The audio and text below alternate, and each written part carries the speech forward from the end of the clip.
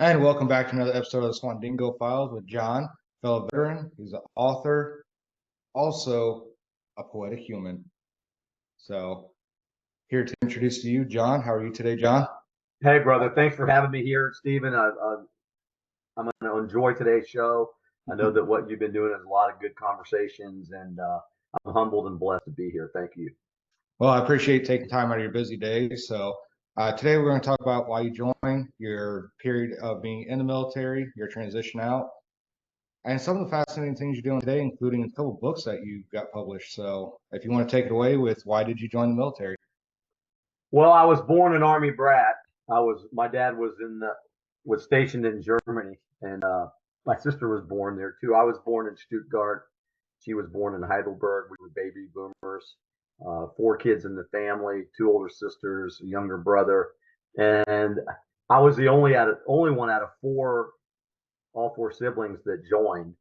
And of course, I just felt it was an obligation. I didn't want to look back someday and say, you know what? America has given so much to me, and I even knew it at that age that maybe it's worth a few years of my life. And I'm glad I did it. Probably one of the best decisions I ever made. So Yeah, I'm glad you did. more out of a sense of duty, and I met some of the best people in my life when I was in the service, and I had extraordinary leaders, and I didn't eat cheese. I just did my job, and I was a soldier, and um, I got to say it's been a great benefit to me in my life. Learned a lot of things in the Army. So, it was your dad that was in the army, right? He was stationed in Germany then. Right. He was stationed in Germany. He was an armor officer, and of course, in the 50s, it was Cold War stuff. And so he used to tell me all the time, there was ever a breakout, that they were basically going to be dead within a very short time, because the Russians at that time, Soviet bloc, it was all Cold War stuff. And I just grew up around history, and I always looked up to my father and used to just like watching him, in uniform. And he used to teach at the Command and General Staff College in Hattiesburg, Mississippi, and he taught me so much about the Civil War and about how important it was to appreciate those in uniform. Of course, my grandparents on his side, his parents were from Croatia, Yugoslavia, and they came to America in the early 1900s and literally had nothing. But they did have seven kids, and all seven kids, the girls too, they all served in some capacity in the military. Had a uncle who was on a B-17, one of those belly gunner guys, and Yep. did all their missions and survived. Another one was in Tokyo Bay when the Japanese surrendered. So I was raised on apple pie in the United States. And my grandparents on that side never spoke English. So they just came here and worked. My grandfather was a steel mill worker for 37 years in an open foundry. And my dad used to tell me as a young kid, he would sit there and he would see the fuselages of airplanes and tank chassis and Jeeps. The American war machine was turning things out during World War II. And he was the baby of the family. He graduated from high school in 1952. So he didn't have to go, but he taught me quite a bit. That's good to know. So yeah, I was an armor officer. What'd you pick? Well, it was kind of interesting. I asked around, I had a lot of people tell me, officer's great, but try it the enlisted route, and I had already gone to college first. And so I looked into direct commission, and there was none being given away at that time. So I took the ASVAB test and basically qualified for just about every job that the Army had to offer, except for the stuff where you had to use your critical mass up here. And I had a few jobs to choose from, and the NBC MOS, military occupational specialty skill, kind of caught my eye. I was asking the recruiter about it, and he made it sound all glorious. And when I got in and got to AIT, I learned that it wasn't so glorious being in MOP level 4 all the time, and all the missions were always downrange cleaning vehicles, as if we were in a chemical attack. But I that's what I did was NBC nuclear biological chemical specialist, learned a lot about quarantines and a lot about vectors and biology and, chemicals and nuclear armaments. and just absolutely had a blast. I was in the 4th Infantry Division, not literally, but just it was just I felt like I really was doing something, being a soldier in the military. And I was really proud when I put the uniform on, and I just loved it. Wasn't always, you know, great, but at the same time, we were downrange quite a bit, and I was in between Grenada and Desert Storm. So my experience was peacetime.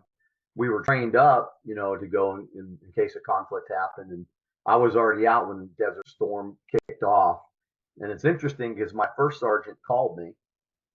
I was back home in Florida, and 4th ID was in Colorado, Fort Carson, and he said, Sergeant Krotec, he says, we've got a position. I got a line and a paragraph number for you if you want to come back in.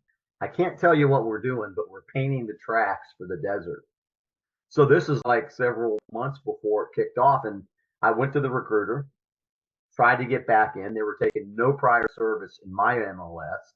So I re-enlisted and went into the Army Reserve System, 3rd of the 9th Field Artillery here on the southwest coast of Florida, 7th of the 9th Field Artillery, and spent a little bit of time in the reserve system. And back in the early 90s, the reserves were not like they are today. Today they're very well trained, and so it was odd to be a regular Army soldier and to go into the reserve system back in the 90s.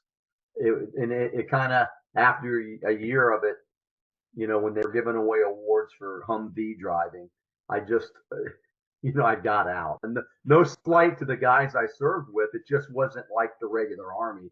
And then, of course, after Desert Storm and 20 years of conflict, all of those units, which you well know, Stephen, got trained up and became some really great units. So how many years total did you end up doing? Well, 3 years in regular Army, almost 2 years in the reserves, and then the rest was IRR. So it was 8 years total. But we didn't do anything the last 3 years, 2.5 years. Yeah, I just find it funny you got conned into your recruiter to be a NBC guy, and it's like I was a recruiter for a little bit, and only one person ever put into NBC because that was her only job she had available, and it's just like I didn't talk it up or nothing. I just said good luck. You really want to join, so not many options. You either get out of town now or you wait till maybe something else opens. And she's like, I just gotta get out of town. So we put her in as NBC, and I never heard from her again. So I don't think she was very happy. But it's like, I don't know. I saw what those guys go through, and I hated Mop Level 4, so it's like I'm not gonna push that on anybody. I know there's a need for it, but at the same time, it's like I'm not gonna push that on anybody if I don't have to. Yeah, I hear what you're saying, Stephen. It was fascinating. It was scary to think about a nuclear war and cleaning up a battlefield with atomic fallout on it, nuclear fallout. But we learned all about flash to bang time, and how to clean up battlefields and how to direct convoys through contaminated battlefields. Then hasty and deliberate decon, and a lot of people don't realize. You get in a war like that is just nasty stuff. And when you start talking about nerve agents and blood agents and all this other stuff, I started to wonder what kind of mind even invents stuff like that, and God forbid that we ever get into a nuclear war or a chemical war, because it's going to be something that war is bad enough, but something like that makes it even worse, I think.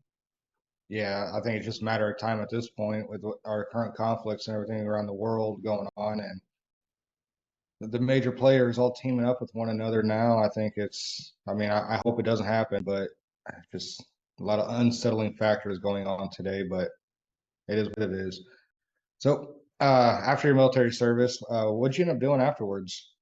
Well, I What was got your, out. Yeah, I got out, and it was, interestingly enough, I got out and I was hanging around the recruiter's office. I wanted. I don't know. Once you're a soldier, once you're in the military, those listeners who know that, when you come back into the civilian world, you miss your Pizos. And as goofy as it sounds, you miss the orderliness of it. You get out in the civilian world, you know, you were a civilian once, then you're not a civilian. You're a soldier or a Marine or Navy corpsman or whatever, Air Force person.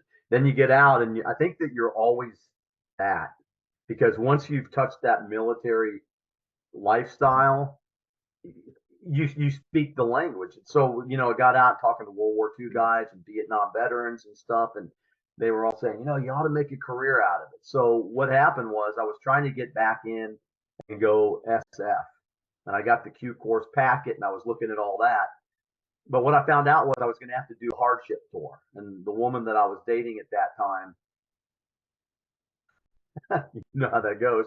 She, you know, we weren't ready for that. So I just waited a little while. Then when the Gulf War kicked off, I went back in the reserves. But I was painting houses out on the beach in Florida, and you know, working with a couple of contractors. We were doing menial labor, and I wouldn't say I was lost. I just, I was thinking, what am I going to do? I mean, I'm out here in the civilian world. I'm not sure if it's really for me. But what I ended up doing was going into business with she was my girlfriend at that time. And we started a business a couple of years out. I borrowed some money from my dad, paid back every nickel, and we went into a small business, out a backpacking store. And we built it into a very, very successful business, and actually owned it for 23 years. And everything we made, we put back into it. We built a pretty nice business. We started doing mountain climbing trips to South America, and our customers weren't just hiking in Florida, they were going all over the world. We built up a really rock solid reputation. And then it shifted when I had a traffic accident. Things started to shift in my life. But I went about my business. You know, I was more disciplined, put in a lot of long hours. We were honest with our customers. We never oversold anybody. We always developed relationships with people. I always just took an interest in whoever came in the door of our shop. Used to really feel good about people coming in for advice, and you know, we never took advantage of anybody, and I think that's why we were successful. You were more personable and upfront, and you actually got to know your customers. So of course, yeah, you would be successful. Look at business today. You're just a customer. You're not an actual return client that they want to keep around. No, that's a good point, Stephen. You know, I put out on LinkedIn. I put out a survey a couple of months back, and I said, you know, with your social media marketing company, is it one working for you? Number two, do you feel like an experiment? Or number three, is it not working? And every single person I think that responded was either two or three. Mm-hmm. And so you're exactly right. And what I've encountered, you know, we were talking about this earlier offline before we came on the show, but what I've encountered, you know, going from bricks and mortar and having one-on-one conversations with customers and treating them right, and you know, getting schooled by them too. We were into a game of digital world, you know, this digital business world, and everybody has become a number. And the people and the contractors that I've worked with for work, a lot of times that personal touch is not there. And you know, anybody that's listening that's in the digital space that has services or goods, remember that. You know, try to make that experience with your client base, something real, and try not to make them feel like they're just another number and all you want is more money. And be interested in their business. Be interested in who they are. You know, pray for their success, because their success is yours, and it won't take long for word to get out if you continue to treat customers like just numbers. You know, we're real people. Yeah, and that's a big thing. I think this generation coming up now is losing that touch. Everybody just wants to do well, and AI is personally going to make it worse. So we're going to lose that human touch here real soon, and it's happening right now. I'm hearing of editors already getting fired and publishers because they're going to go to AI now. So it's like, so you're just going to completely go computer, just like Yeah. screw everybody else. I was talking to a woman this morning, who's also a critical thinker, and she was saying that we've dehumanized the human experience with technologies. And it's kind of interesting because these people skills are so extremely important. And I got to tell you, back in like 1978, I took a marketing class when I was in school. And I remember part of the curriculum, part of the required reading, and I thought I was just a badass, right? I'm 18 years old. I'm in college. You ain't going to tell me anything, right? And the book was Amy Vanderbilt's Book of Etiquette. I'm like, what the heck am I going to read this thing for? But I read it as part of the curriculum. We were tested on it. And I got to tell you, some of those things in that book have hung with me. And it's the little things, the little etiquette things that we can do to treat each other with some dignity and respect that can go a long way. And oh, that's woo woo, and oh, that's so cliche. And but I was pulling out of the Walmart parking lot yesterday morning. I had to go in and get some ink for my printer, and I'm cruising in my Jeep next to this young lady out watering the plants in the garden center, right? And I rolled down the window of my Jeep, and she's got the sprayer, and she's out there, and it's kind of chilly. And I said, "Hey." She turned around and looked at me like, what the? I said, "You are doing a good job. Have a good day." And Stephen, let me tell you, man, the look on her face just lightened up. And I didn't do it to pat myself on the back. I did it because I meant it. And I thought, here's this young woman. She's probably chilled to the bone. We're in, northwestern Virginia, and I just felt good about that, and I know she did too. And it's those little things that the Book of Etiquette taught me as a young person that have stuck with me and have helped me out of many interesting situations. So, people skills, man. Yeah, we're not meant to live through technology and just AI and social media, which we've pretty much gotten to for the most part, but we're meant to socialize and be with one another on a daily basis. We're not meant to grow up in big cities. We're meant to be smaller town, rural, country folk. We're meant to be, personable on a certain level. We're meant to be, quid pro quo. You do this for me, I'll do that for you. This whole money system breaking our system. It's we're supposed to be a community and we're not no more. And it's unfortunate, but we're not going to get too much into a tangent on that. So how did you create a poetic human and what does that exactly mean though? Well, Poetic Human came out of, I was a childhood sexual assault survivor between the third and fourth grade. Um, an event happened, 90 seconds, that really touched my life in a not so good way, but and kept it hidden. But I found myself, when other kids were trying to pick friends for kickball teams, I was wondering, what are people thinking about me because of this thing that happened, right? And so I started to find comfort in writing. So I was writing letter or poetry and essays on, why I hate being a guy and why I don't trust people and all these things that were bottled up inside that have come as a result of an emotional trauma. And I just started writing. So I've always written. I think I've got 7,000 poems. Poems are probably the smallest section in the bookstore, but the reality is poetry is an expression of one's personality.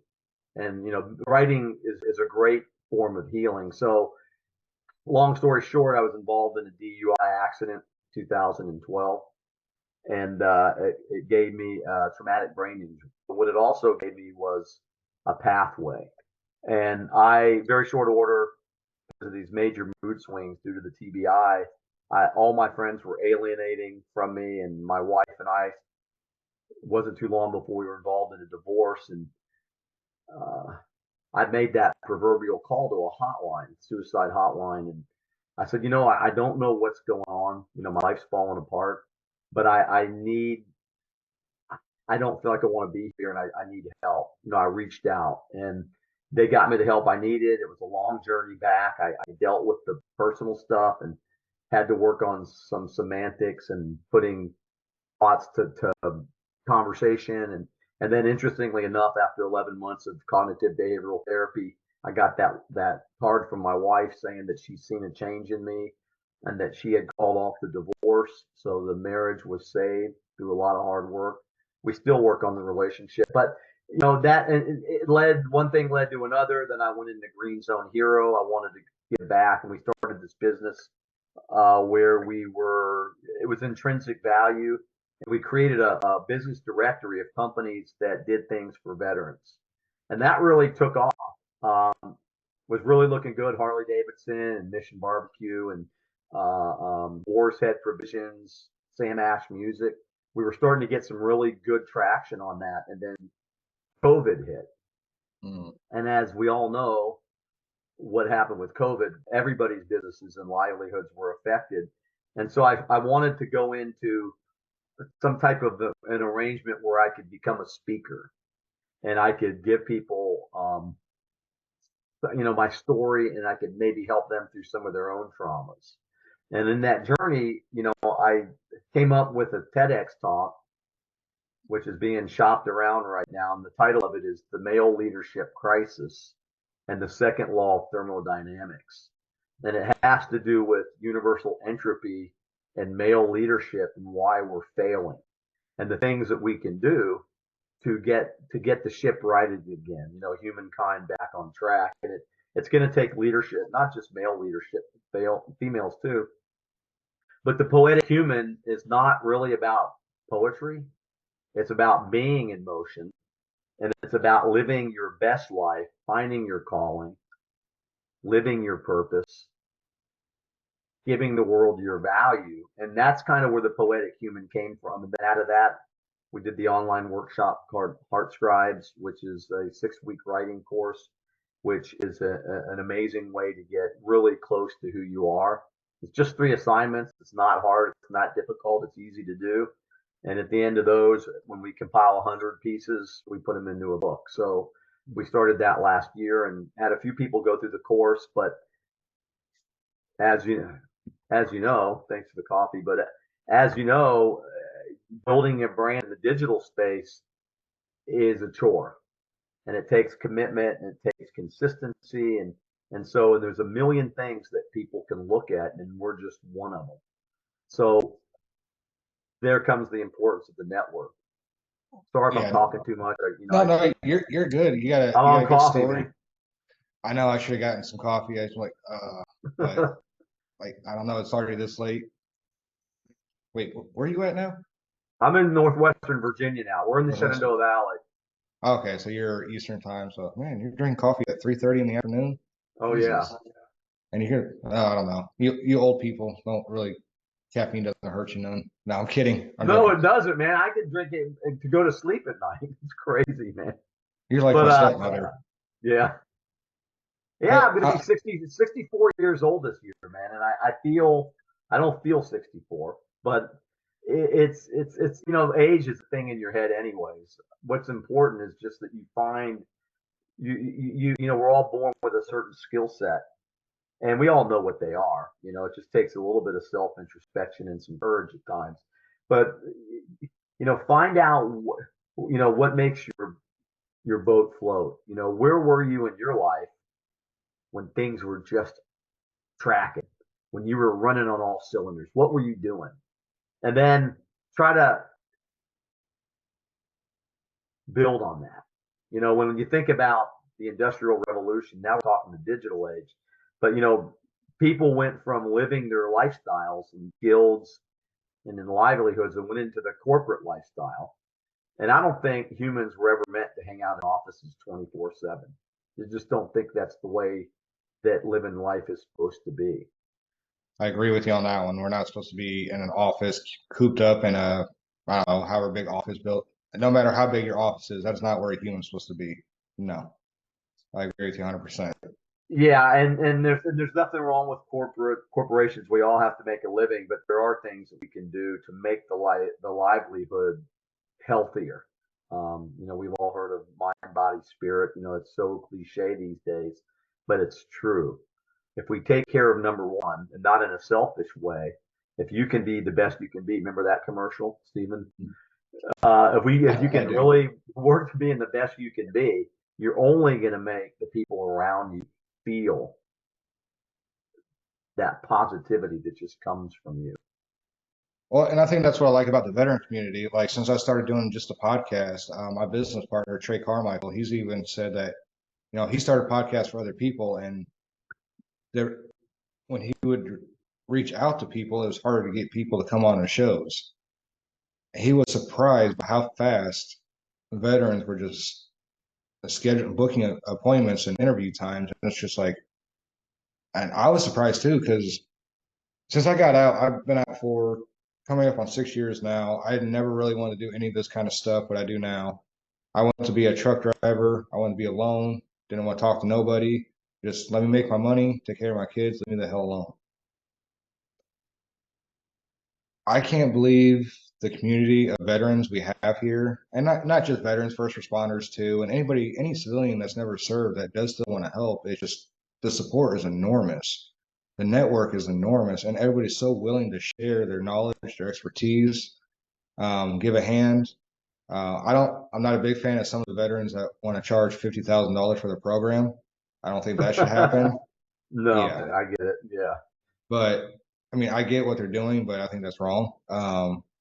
But it's crazy the network that you can build just this community and how many veterans I've now hooked up with that are taking us along for a ride with them. And it's just like, I'll be blunt, holy shit, this is crazy. I'm not gonna lie. No, it is. And, we did a podcast show called Straight Out of Combat Radio. I think we had 140 interviews, but I was amazed at the community of veterans. But what really amazed me, we'd always ask a question at the end of the show. What does freedom mean to you? Right. And Stephen, I got to tell you, man, I got 137 or 140 different answers. And it was fascinating. You're exactly right. It's a brother and sisterhood. And if you haven't worn the uniform, of course, it's not for everybody. You don't have to. It's not going to make you a superstar, but it just adds to your resume. But I met and I wasn't just blowing smoke. I met some of the best people in my life being in the military. And the cool thing was, no matter what happened to us when we were in the barracks, when we were out in the field, and especially as combat soldiers like you guys, when the pedal hit the metal, the metal hit the however it goes, it was when it was game time, you could count on people. And that's one thing that I truly miss about being in the service that you don't necessarily find out here in the civilian world, is that not everybody is to be trusted out here, and there's a lot of smoke and mirrors, and you have to really keep your head on a swivel and pay attention. Yeah, definitely on the outside. I mean, I live a couple of veterans that live around me here, both retired E9s, one from the Air Force. We won't hold that against them. No, He's a nice guy. The other one is a retired sergeant major from the Army, and he's pretty down to earth. His wife's kind of bossy, but she's pretty cool though. But I mean, I think that's why I moved to a military community. I just wanted to get kind of backgrounded a little bit. I don't know. I just feel a sense of, I guess, being safer around a military base than I do, 50, 100 miles away, whatever it was from the closest one. So I don't know. Call me weird, but it just. No, that's not weird, man. It's understandable. It's kind of like when we were doing the show and some of the World War II guys that I had the honor of, talking to. Those guys were just phenomenal. And being soldiers, we could talk the language. I mean, when you meet somebody that spent 4 years in a combat zone, it wasn't these rotations where you came back, and guys that landed on the beach in D-Day, and one guy was shot down in Vietnam and was in the Hanoi Hilton for 4 years. I mean, those kinds of stories are fascinating, and those are the kind of people I like to hang with. People that are gutsy, and people that understand commitment and understand sacrifice. And they don't just offer lip service. I'm not going to say everybody in the military is a saint, but I can say this. I would probably trust a military person before I would a civilian. And you said be blunt. That's probably a fact. No, it is a little interesting fact. My wife is Navajo, and her grandmother had 4 or 5 brothers. I can't remember how many for sure. It's 4 or 5. And Navajo's code talkers. Oh yeah, World War II guys, yeah. All of them were code talkers. So it's like, they all passed, but it's like, man, I wish I could have just spent 5 minutes with just one of them. But before me and her got together, they were already all gone. And it's like, I would have loved to interview one of those guys. yeah, I like the World War II guys because that was a special era and special breed compared to even today. Vietnam, I pay a lot of respect to the Vietnam veterans because how they were treated when they came home. They want to make sure the ones from my generation didn't come home that way. For deployments, always had the support of our veteran community, the older ones, through the VFW's American Legion. Nobody ever spit on us. We always had somebody there to support us, unlike the Vietnam veterans. So I pay a lot of respect to the Vietnam veterans for paving the road for us to come home to something besides protesters, I guess you can say. So I like Absolutely. support. Couldn't agree with you more, Stephen. My mentor was an Army veteran, Vietnam veteran. He's about 10 years older than me, and his dad was a captain on Omaha Beach during D-Day, and was also a general in Vietnam. Of course, he went in and enlisted like me, combat engineer, and we have shared some stories. In fact, he shared a story the other day. He wrote a piece for me. I'm always getting him to write stuff, and it was called "Stacking Bodies." And he was telling me that if you stack dead bodies all in the same direction, all the heads, he said they start to lean over, and he said and they'll fall over, and he said that the new guys would come in, and that's how they would stack the bodies. And he said, so I told him straight up, you got to do the heads this way one row, and the heads this way the other row. And I know it's morbid, but my point is that those kinds of stories, if you don't write about them, you don't talk about it, they can just gnaw away at you. And I was fascinated, not that I wanted to know that, but if you stack dead bodies in opposite directions, they won't fall over. And he said he was so sick and tired of those newbies, making a mess of his AO. That's crazy, man. Well, that's some good knowledge we might need to know. I mean, you never know when it's going to get to that point. I hope it doesn't get to that point, but you just never know.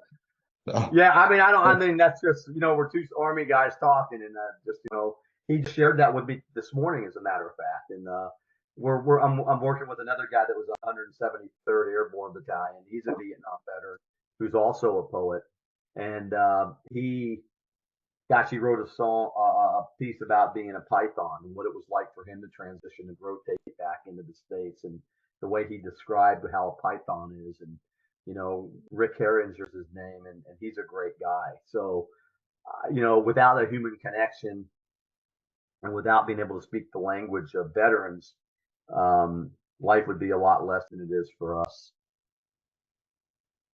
no, I agree with you. I know you talk about writing. I know you've done a bunch of poems, 7,000 poems. That's a crazy amount of poems. I never even thought about that. But you also have a couple books out. Yes, I have a book. My first book was out called Fractals, and it was about finding acceptance in a world after sexual assault. It basically was a couple hundred poems of mine, and it did real well. And then the second book came out during the lockdowns, and it's called Freedom Punch. It's a little bit edgier. And of course, I love America, and I love the Bill of Rights, and I love history, and I love men and women in uniform, and not in a creepy way, but in a real spiritual way. And that's a little bit edgier, but might come back to haunt me someday. But Freedom Punch it's taken a swipe at what was going on in 2020. And then I got my self-help book. It's in editing right now, called The Poetic Human: Overcoming, Ancestral Trauma and Winning. So that'll be out July 1st. We're retooling Freedom Zone, our Green Zone Hero, into Freedom Zone Hero. And we've got a couple of things going on. So you're going to hear more from us in the near future.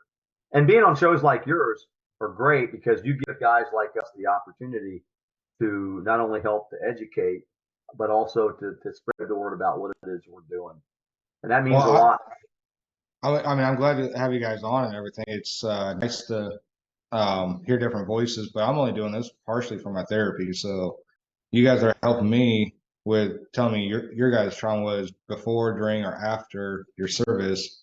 Realize that with the right network and the right people to talk to, you can overcome anything and still succeed in this life, instead of putting a bullet, in your mouth or to your head or whatever, or drinking yourself to death. There's people that, I mean, it's a very tight network of people, and there really shouldn't be any reason for suicide and stuff like that with the amount of network. We just gotta get that voice out there. So you guys are actually helping me in a way by telling your stories and how you guys have become so successful on the outside. And I'm really hoping one day I will be, more successful than all of you put together. That's the goal. Well, So that's a good goal to go to. Kind of like I can't tell you how many times I was on my hands and knees crying and praying to some higher power to help get me through whatever it was that was irking me. But I look at it like this, you're in the desert. Life is like the desert, right? And you got the straight path going to that summit. But you got all these dirt roads, off on the side. You keep thinking there's a shortcut. There's a shortcut. But if you take those dirt roads too often, you're going to run out of water. You're going to run out of fuel. You're going to run out of something, and you're going to die in that desert. So I always say, and this just came to mind now looking at this picture I got, I always say just stay focused. Take it 1 mile at a time, one click at a time, one day at a time, because those mountains will get bigger and bigger and bigger as you go down that black ribbon. And it's a matter of just believing in yourself. And what you just said, Stephen, which is so freaking important, man. Build the right network of people who really care about you. They're around, they're out there. It's not going to be everybody. Can't say enough about your wife and supporting you and what she does in your life. And God bless her and the Navajo Indians. We had a Navajo guy in our unit. We actually named him when we were out in the field one day, and he loved it.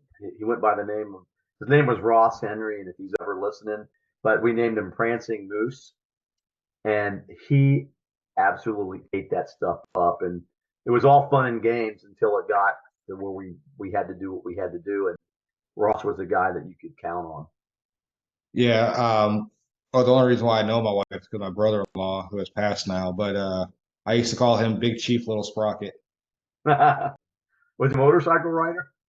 No, it was for other reasons. He was a big boy, but never mind. We're not gonna go into that one. But I just kind of gave it to him, and I don't know, it just kind of stuck. But yeah, he was a good guy too. He was my roommate out of Fort Riley, and then I guess it's been about 2 years now. I think it's been about 2 years. He passed away due to alcohol, so he was a veteran too. And Sorry to hear that, man. yeah, and it's unfortunately, I mean, we tried to give him the resources. I mean, he was literally sober for a year and a half, and we thought he was on the right path. Went back to school and went back to living on the streets, drinking, and I don't know what all happened. Some pretty bad shit happened, and that's another reason. I think I feel some angst behind that I didn't step up more, but listen to veterans more and hearing how they had to reach out or somebody special had to reach out. I feel like sometimes maybe it should have been, me. So I kind of feel a little bit of angst. My brother-in-law plus